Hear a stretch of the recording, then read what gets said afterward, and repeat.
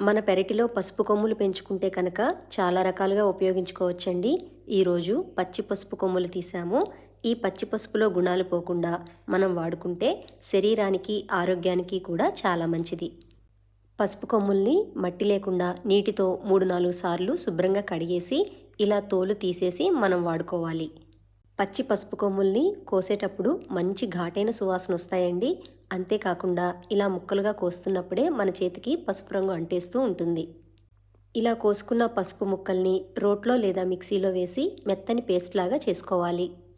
ఇలా మెత్తగా చేసుకున్న పసుపు ముద్దని మనం కూరల్లో వేసుకోవచ్చండి. లేదు అంటే పాలల్లో కలుపుకొని తాగొచ్చు. కొంతమంది అయితే ఈ పచ్చి పసుపుతో పులుసు కూర కూడా వండుకుంటారు.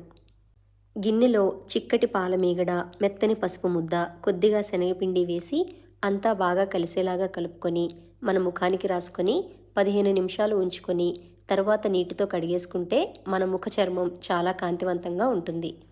ఎటువంటి కెమికల్స్ లేకుండా ఇలాంటి సహజ సిద్ధమైన ఫేస్ ప్యాక్స్ వేసుకోవడం వల్ల మన ముఖ చర్మం త్వరగా ముడత పడకుండా, ముదిరిపోకుండా ఉంటుంది.